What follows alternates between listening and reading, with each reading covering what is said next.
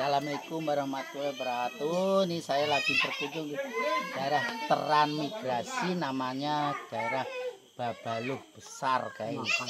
Ya, namanya desanya Makartijaya, kecamatannya Bapinang, Pak.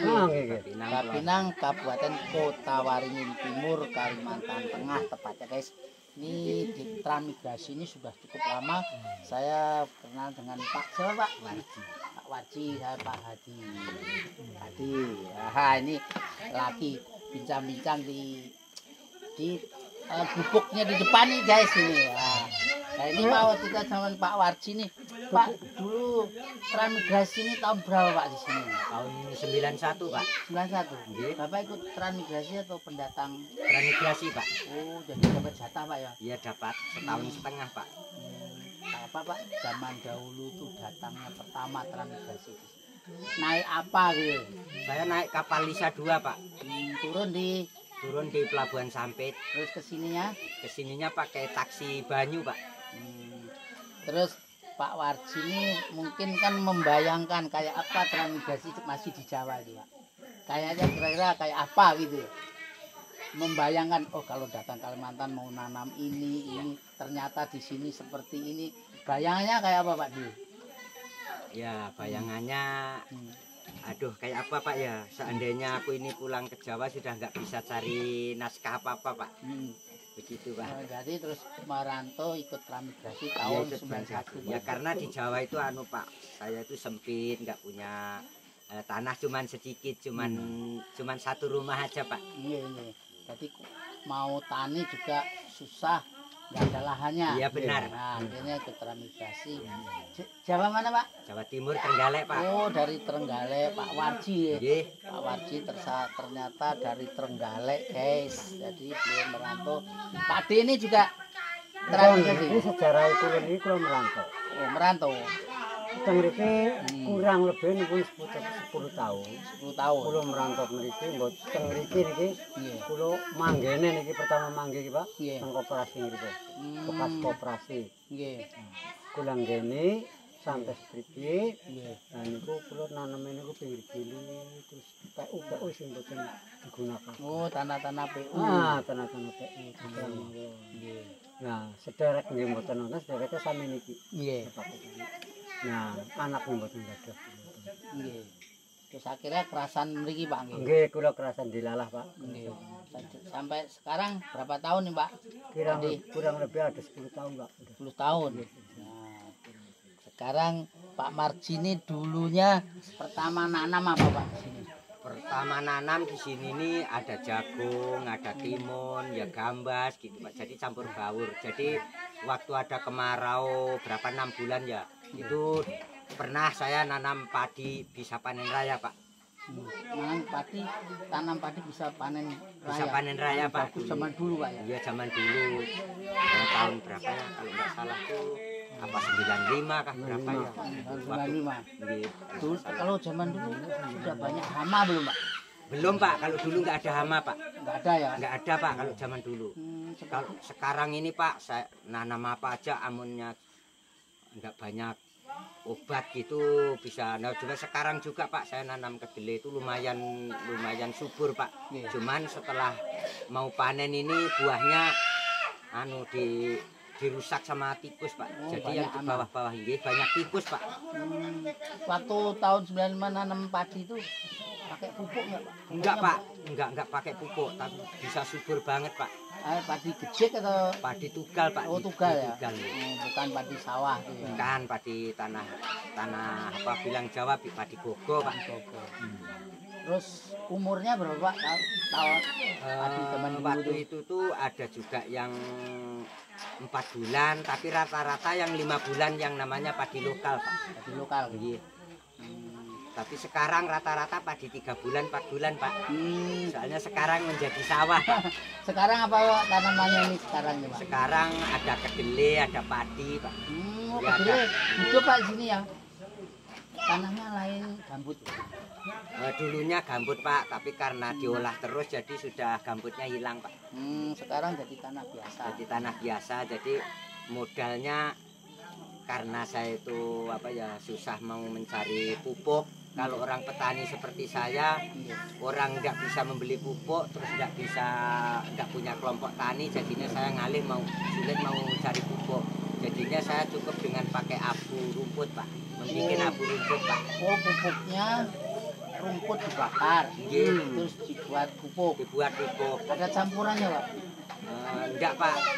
Jadi kalau memang sudah tumbuh itu kira-kira umur 10 hari itu sudah tumbuh kan baru dipupuk itu, Pak. Karena saya mengirit modal, tidak punya modal, jadi saya kocor pakai air, Pak. Mupuknya itu cara memupuknya. Iya, iya. Berarti pupuknya dari rumput. Dari rumput, Pak, pakai abu gitu. Luar biasa, guys. Jadi nggak dicampuri garam kah? Enggak, Pak, enggak. Masak, enggak ada. Enggak. Luar biasa, guys. Nggih. Nah, hasilnya pemupukan pakai arang tuh, pakai abu sama pakai pupuk yang beli itu, kayak Pak, hasilnya tanamannya itu, buahnya itu, Pak. Kalau kesuburannya subur pakai abu, Pak. Masa subur pakai abu? Subur pakai abu. Jadi memerlukan tinggal mencari rumputnya, nggak pilihan atau sembarang? Sembarang, Pak, pokoknya rumput, macam rumput aja dikumpulin langsung dibakar. Tapi kalau abu pakai dari kayu, Pak, nggak bisa, Pak. Harus pakai rumput-rumput. Oh, yang rumput-rumput banyak yang ini tanaman yang lemah ya, bukan ada batangnya, Pak. Kalau punya, Pak, kalau punya itu pupuk kandang yang sudah lawas itu tambah bagus lagi, Pak. Oh, lebih bagus. Di sini, Cuma kan nyarinya sulit, Pak ya. Kalau pupuk kandang kan harus mencari banyak di peternak, Pak, pupuk yang lama, Pak, yang sudah bercampur-campur tanah gitu. Nah ini kok bisa Bapak bisa pakai abu itu, memang ada yang ngasih tahu tuh Bapak mengarang sendiri, mencoba-coba? Melihat situasi tanah itu, Pak, di sini kan dulunya gambut. Jadi kalau gambut itu tidak dibakar kan nggak subur gitu.